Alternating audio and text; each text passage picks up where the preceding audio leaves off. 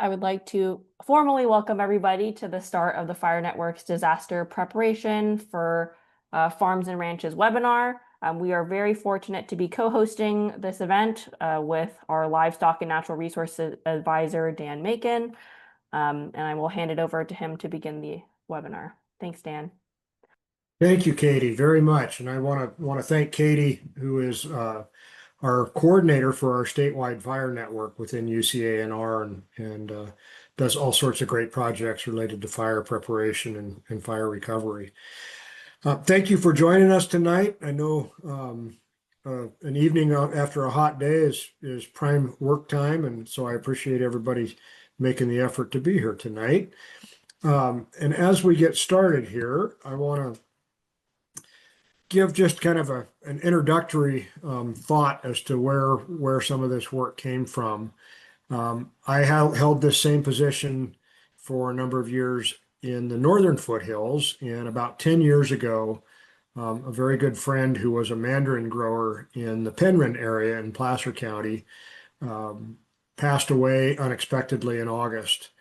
And nobody else in his family knew how to run the irrigation system, knew how the packing shed worked, and so it was a real mess, and got me to thinking about my own sheep operation in Placer County, and the fact that I had sheep in 4 or 5 different locations, that I had several places that I irrigated, and I was the only person in the entire operation, including my family, who knew where everything was. And so this really came out of that, and then watching many of you in your communities dealing with fire and flooding and other types of things that impacted agricultural operations. So what I hope to cover tonight is just a kind of some general thoughts about why commercial agriculture is different when it comes to disaster planning. I think we do a lot of work on rural community planning, and I think agricultural operations are different, and we'll talk about why that is.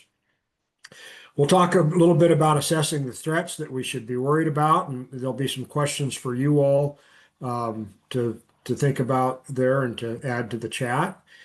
And then we'll talk about what's at risk. And finally, we'll talk about some ideas about developing your own disaster preparation plan and how important it is to write that down and to share it with other folks. And as Katie said, if you have questions as we go through this, please put them in the chat. We will have some time at the end of the session for questions. So there's a couple of things that when I think about commercial agricultural operations that make them different when it comes to disaster planning. In many cases, we're talking about both homes and businesses, and that idea that it's a business comes with all sorts of additional record keeping requirements and additional assets and infrastructure that may be at risk. Many commercial operations are big enough that it's not possible to evacuate in a single trip. Even in my small scale sheep operation, moving all of my ewes out of a particular ranch would take me 5 or 6 trips with the gooseneck trailer.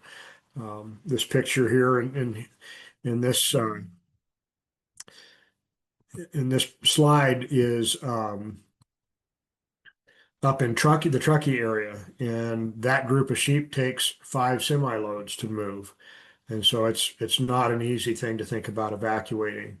Remote locations can be challenging, obviously, where access can be a problem, communication can be a problem. Even smaller scale operations like mine will likely have operations in different locations. And then I think one of the big issues when it comes to evacuations, whether it's for fire or for flooding or for other things, is this idea that many livestock operations in particular operate on a combination of leased versus and owned property. And so when you present your identification at a roadblock and it shows your home address but not your leased ranch, access during an emergency can be especially problematic.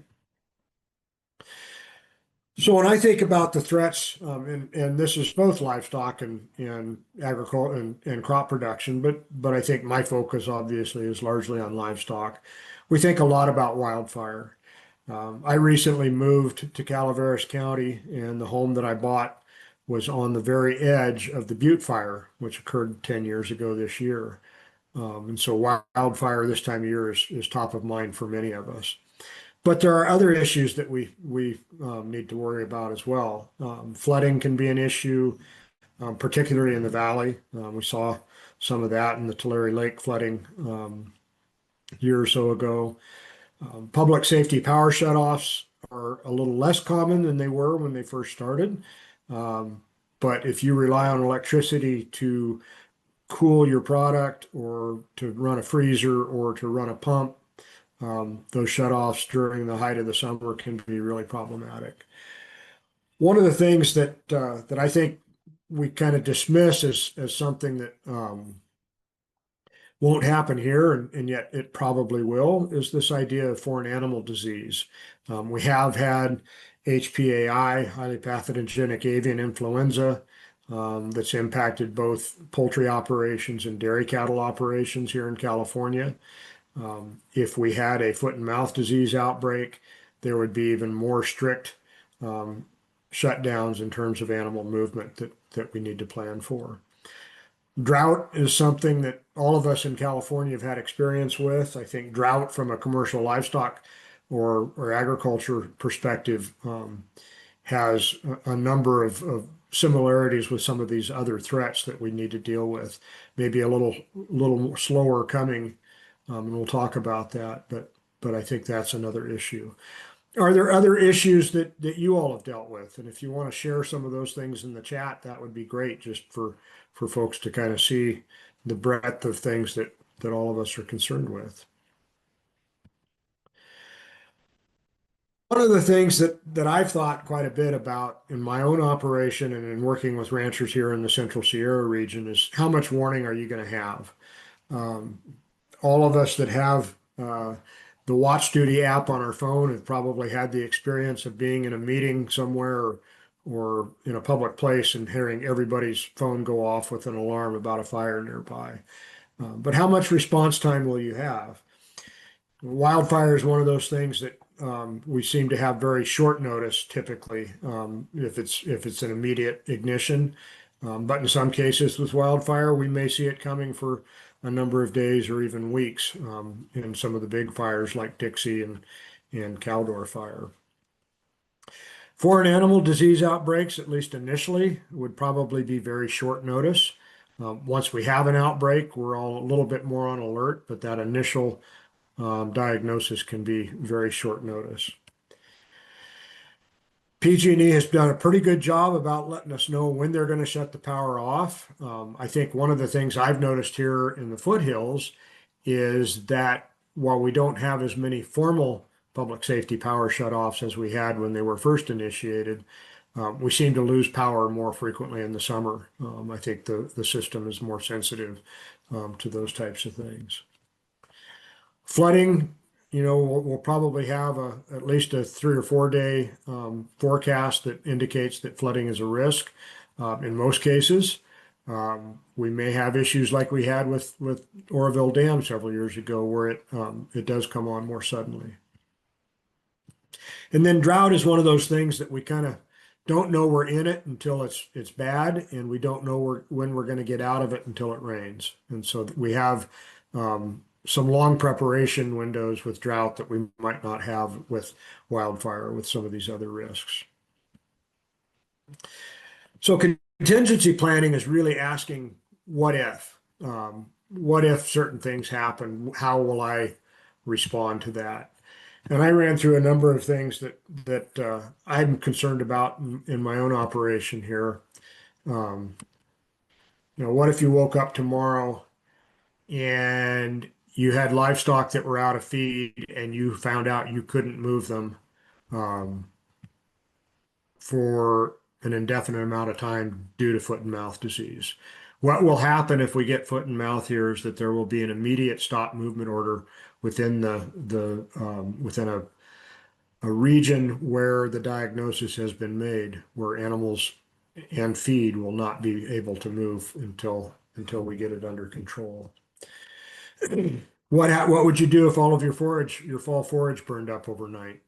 Most of us with livestock graze conservatively, knowing that fall might not bring early rain, and so we save feed for coming home to in the fall. What if that was all gone? What if you woke up and your livestock were in the path of a wildfire? Some of you may know Dave Daly in Butte County, who's written very eloquently about what happened in the North Complex fire in their operation. What if you relied on a pump to irrigate pasture or to irrigate crops or trees or vines, and your pump went out in the middle of a heat wave in August? This happened in the foothills here in the last couple of years. What if a late May frost killed everything that you were planning to take to the farmer's market later in the year? What if your freezer full of lamb or beef failed in August? How would you cope with that with no product to sell? What if you couldn't get to your cattle because of a flood? So one other thing that I'd ask you to put in the chat is what kinds of things keep you awake at night? I think those kinds of what if questions really help us define the types of things we need to do in our planning processes. So when we think about what's at risk, I've really divided this up into human and health and safety, to livestock, crop health and safety, property and infrastructure, forage, which is obviously specific to livestock, and then access to our operations. Certainly in all of these disasters, there's a direct life and death risk in terms of human health and safety. But there are also longer term health risks, whether it's smoke exposure or heat exposure. All those types of things are a potential issue. I did some research talking with ranchers, sheep and cattle ranchers after the big drought in 2012 to 2016. And almost every person that we interviewed talked about the impact of their mental health. And I think that's something we don't talk about a lot in terms of these types of events, but it's certainly something that we need to keep in mind and something that we need to plan for. In terms of livestock and crop health and safety, some of the similar risks in terms of life and death and health risks, but we can also see some stress-induced production losses. We may see lower weight gains or lower conception rates, which obviously has a financial impact, but has an impact in the long-term productivity of a particular operation. We've seen in places where there's been significant damage from wildfire in crop producing areas that we may have total losses, or we may have yield reduction because of smoke or lack of water or things like that. And we can also have impacts on crop quality. That's been a big issue, in particular in some of the grape growing areas in the state that have experienced significant smoke exposure. With property and infrastructure, we're not only dealing with defensible space around homes, but we need to think about barns and outbuildings, about corrals and fences, about drinking water for us and drinking water for livestock. Crop and meat storage is an issue. The loss of equipment, whether that's trucks and trailers or packing equipment or so forth. I had a friend who was impacted by the 1997 flood, New Year's Day flood in the Marysville area. And if you picture where Marysville is on the map, they found packing crates with their name on them in San Francisco Bay a month after the flood. So all kinds of things that you don't really think about happening. And then I think one of the issues that's really separates this from kind of a homeowner type situation is the importance of information and data.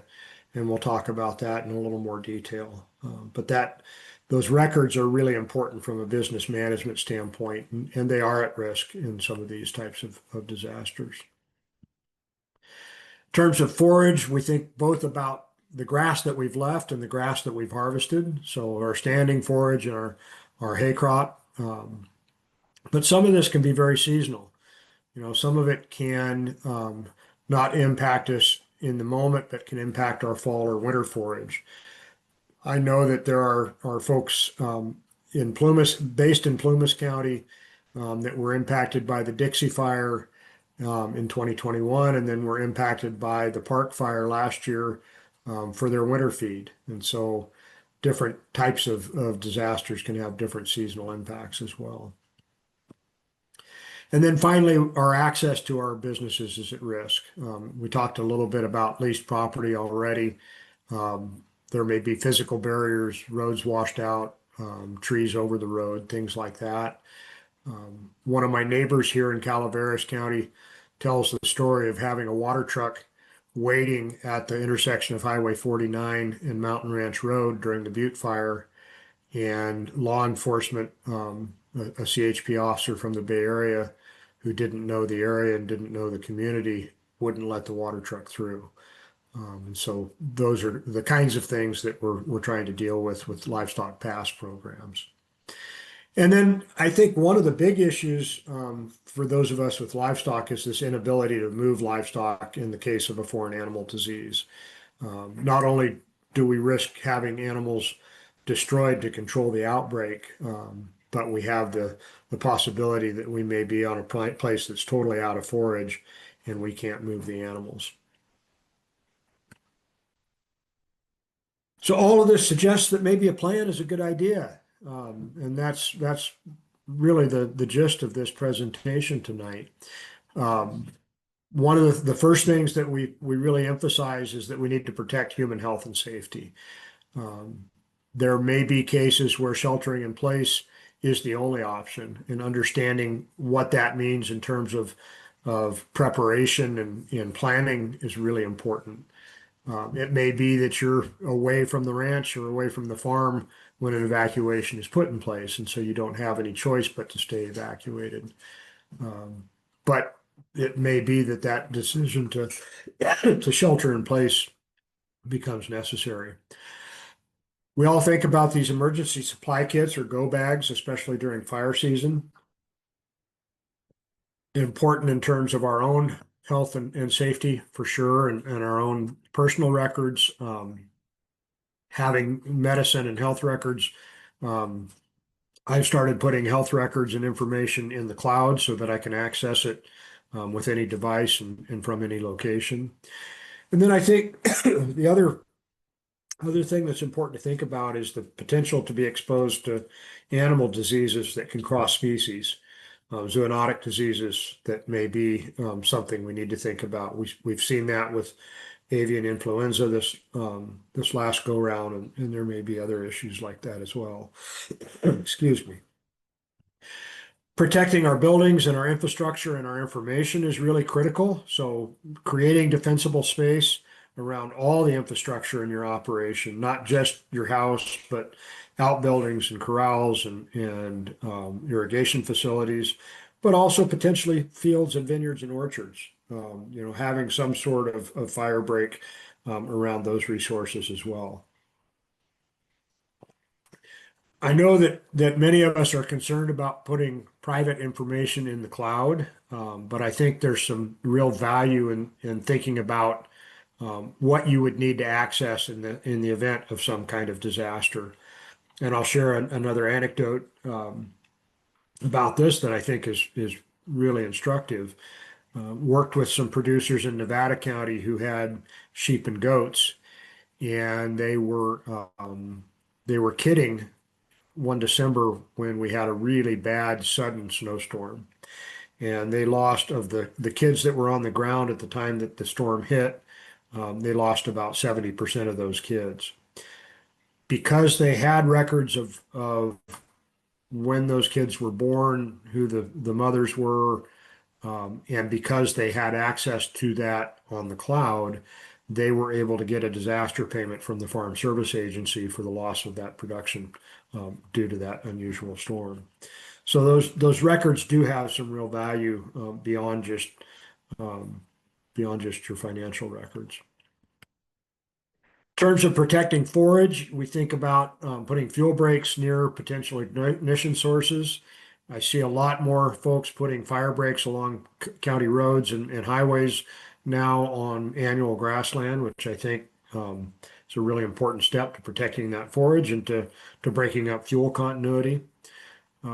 We may have stockpiled forage, either fall feed that we've left in a pasture, or we have stockpiled hay, and so protecting that resource as well. From a ranching perspective, there are a lot of folks that are looking at rainfall insurance and using rainfall insurance very effectively. Um, and that's a way, if you don't get forage growth because of a lack of rainfall, that you can purchase alternative forage resources. And then I think the other piece of it is to think about, can you move livestock, or will you need to haul feed to them? How long will the emergency last? In a foreign animal disease outbreak, can you bring outside feed resources in if you can't move your animals to the feed? Do you have any regulatory restrictions to feeding at a particular location? Many of the ranchers here in the foothills that take cattle to federal range lands in the mountains have a prohibition against feeding in the mountains. And so thinking through those things with your federal partners is a really important aspect of this as well.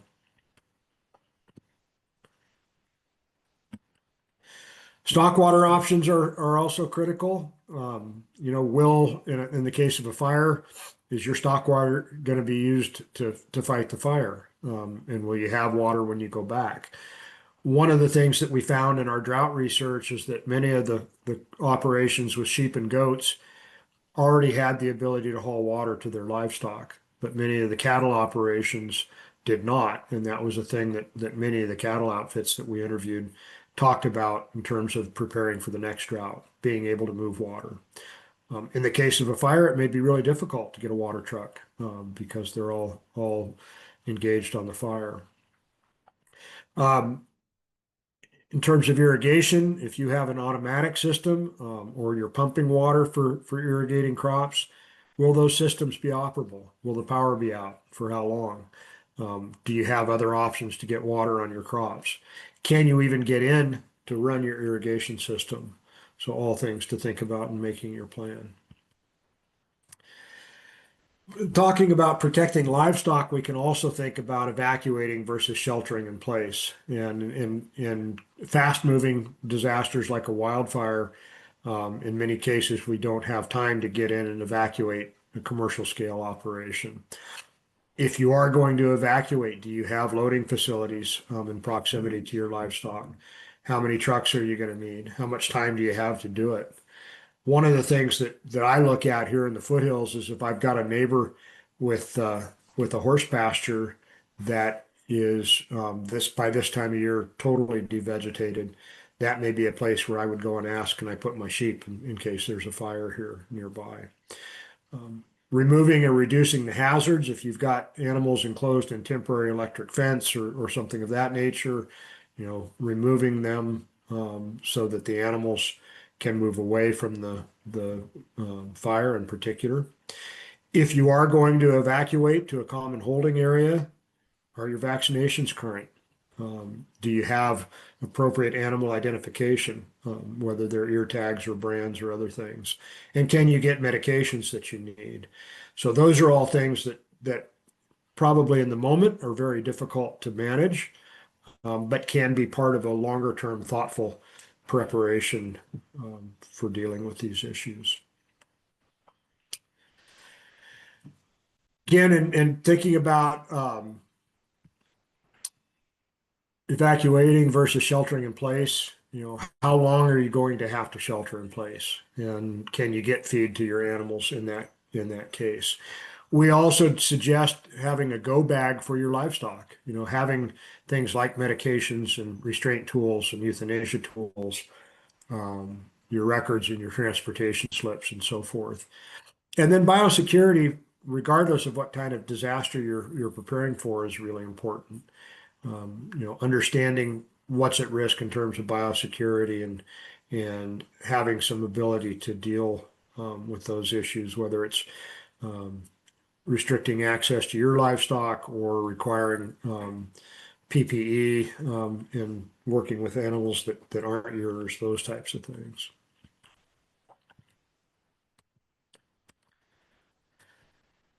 Thinking about crops, I think the idea of direct versus indirect damage is important. It may be that smoke taint or other types of indirect damage are more costly than the direct risk of crops burning up.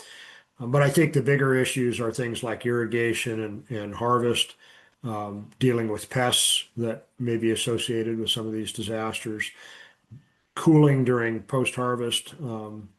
And I think in this case, having crop insurance, and there's even some crop insurance available for small scale diversified farms now, whole farm insurance that could be an option worth looking at.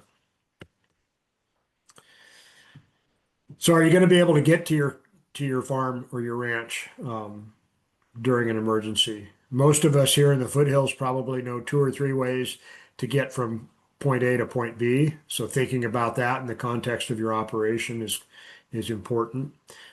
Escape routes are really important. Where are you going to go if a fire breaks out overnight, and how will you get there? Do you have backup? Are there people in your operation or in your community that you could call if you needed help?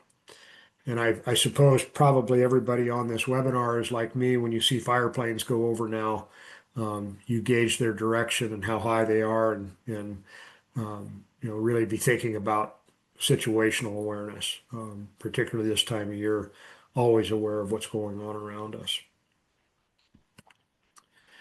So all of that's easy to say, but I think it's also really important to write it down. I find that in writing my plan down and sharing it, that I identify issues, or other people identify issues once they see what I've written down that I didn't think about. I find it's really important for family and any employees to know the details of the plan.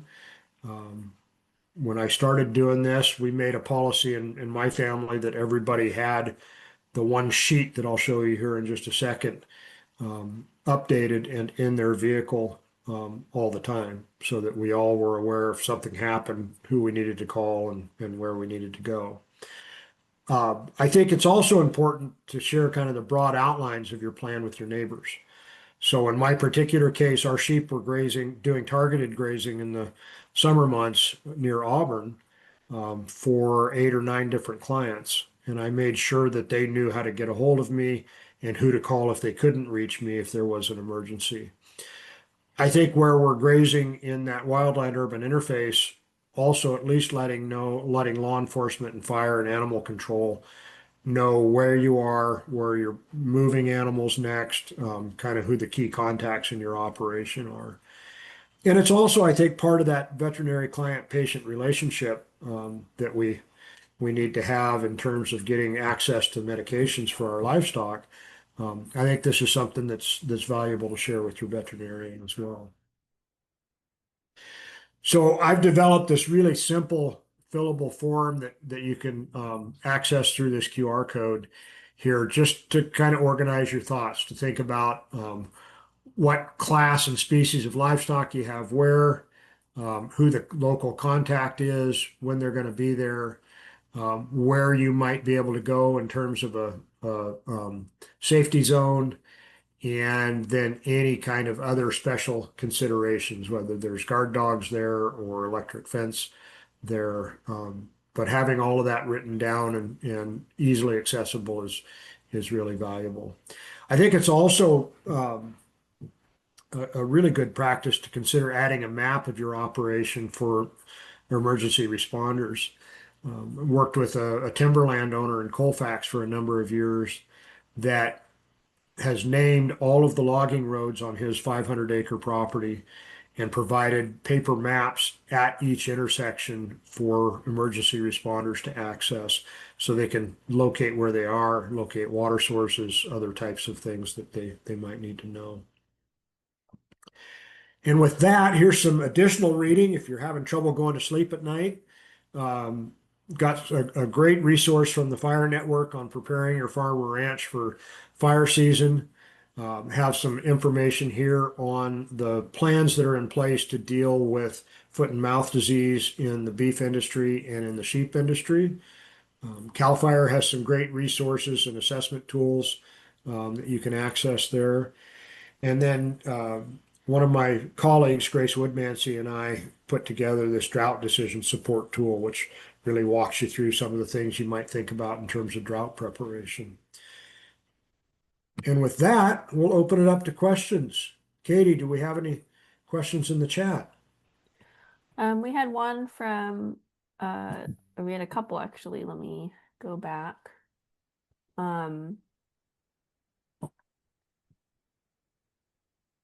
I wonder, so I'm not sure if this is a question from Joyce or more of a reflection on based on what you said, but Joyce said that they're interested in working with neighbors to collectively reduce risk and prepare jointly. I know you spoke a little bit about working with your neighbors in the past, Dan, but can you elaborate more on ways that you've collaborated with other folks in your community to, I'm assuming, reduce fire risk, but risk from disaster in general? Absolutely. And there's some great examples of this happening in other parts of the state too. I think in Sonoma County, there's kind of a community supported grazing program where neighbors have gotten together to buy sheep and then have hired somebody to move them through their neighborhood as a fire mitigation tool. I think one of the things that's pretty common in the ranching community is this informal phone tree, where if somebody sees smoke and they know whose ranch is in the direction of the smoke, they call and check in just to make sure that folks are aware of what's going on. And in those cases, I have seen, the possibility of pretty quick action to get livestock out of harm's way where there is a fire threatening a particular place. So I think those phone trees are really valuable. I think one of the shortcomings of some of the county-based evacuation systems is that it may only apply to your home place. And so where there's operations that have multiple leases, that can be a challenge as well. And I think that's a reason to join one of these livestock pass programs or talk to your ag commissioner about a crop access program. Awesome, thank you. Another question from Joyce that I kind of answered in the chat, but just in case folks did not see, um, they asked, do we need to create a physical barrier or a barrier or physical separation between the corral fencing and the barn? I see them suggest replacing the last 10 feet of corral fence that connects to the barn. Is that a good idea to prevent fire propagation to the barn? And I guess I can just answer this in short. Yes, we do recommend when it comes to hardening your farming and ranch infrastructure, like a barn, to replace at least the last 5 feet of a combustible fence, like a wooden fence, for example, with either a non-combustible option, like replacing it with metal fencing, or at least a non-combustible gate that you can leave open. It's all about breaking the pathway for fire getting from, yeah, coming from your fence, like you hinted at, Joyce, to your barn. Great question. Other question from Tim. They ask any recommendations on how animals could be tagged or identified in some way ahead of a catastrophic event like a wildfire in case they flee the area. Absolutely. So I think most commercial operations use some sort, and in the cattle world, use some kind of ear tag identification. Um, it's possible to put your phone number on those ear tags, and I think that's a critical consideration. On small ruminants, many of us use the free scrapie ear tags in sheep and goats. Um, but those all have a premise ID number on them that ties back to the owner. And so that's a possibility as well. I know that in the case of horses and mules in particular, one of the things that folks have done with some good success is just to spray paint phone numbers on those animals if they have to be sheltered in place in case they do get out. So that's another option. I think we had the experience in the mosquito fire of some un-ear tagged cattle roaming free in the Forest Hill area, and they had not been branded by the person that owned them. They were branded by the original owner. And so we helped animal control find a place to put those animals during the duration of the fire. But it took some real research to figure out who owned them, based on sale records from the sale barns. And so I think putting those ear tags would be really, really critical. Any other questions? And if you want to unmute and ask questions, I think we've got the bandwidth to do that as well.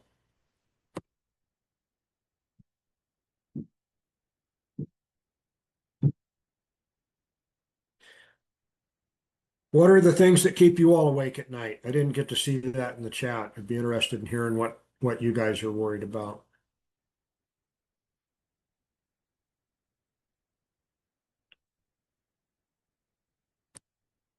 I'm going to pick on Willow. Willow, what keeps you awake at night?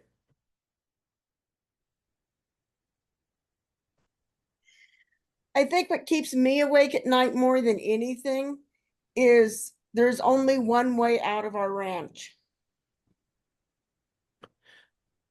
Absolutely, absolutely. And we had that issue in Auburn with the place that we summer grazed our sheep, one way in and one way out.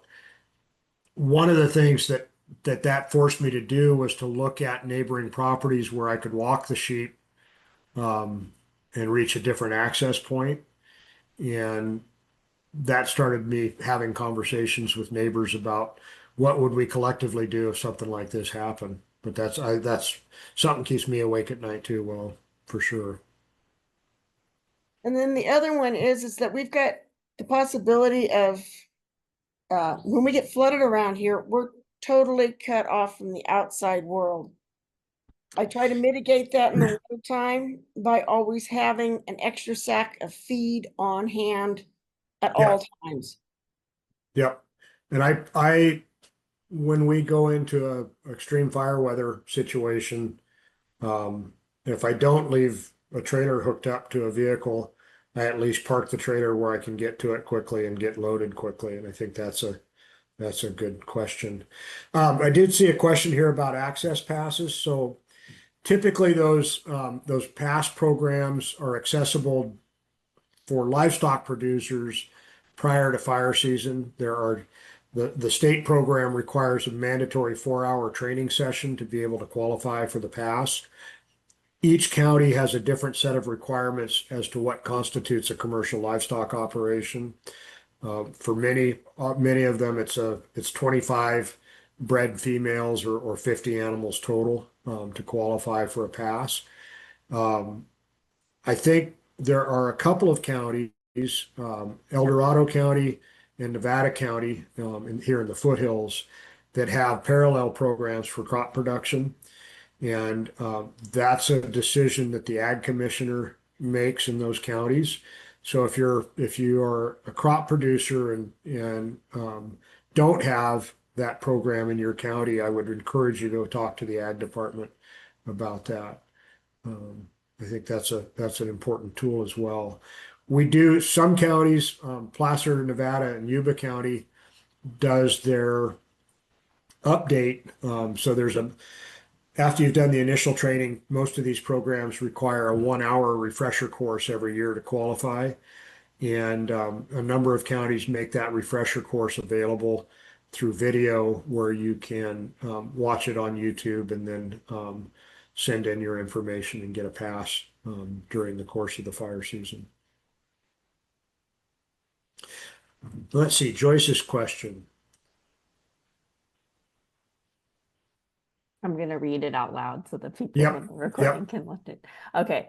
Joyce asked, so if we lease grazing land to the owner of 11 horses, we should talk over with them what the plan is in the event that we were in the path of a fire and needed to evacuate, and ensure they also have a way to access our land through law enforcement roadblocks if we are subject to evacuation. Absolutely, absolutely. I think the first step is to have that conversation. I think an important second step is to write it down, so that it's clear to everybody kind of what the contingencies are. And I think having it in writing also helps when you're dealing with law enforcement or other types of access issues. I think it shows the seriousness with which you take the threat and the fact that you are aware of the risks involved. great question.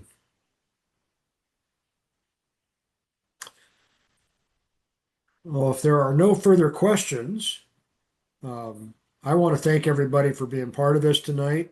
Uh, we will have this recorded so you can share it with other folks in your community, hopefully by the end of this week. And if you do have questions, I will put my email in the chat here. Feel free to shoot me an email or reach out if you've got questions or other ideas, and have a safe summer.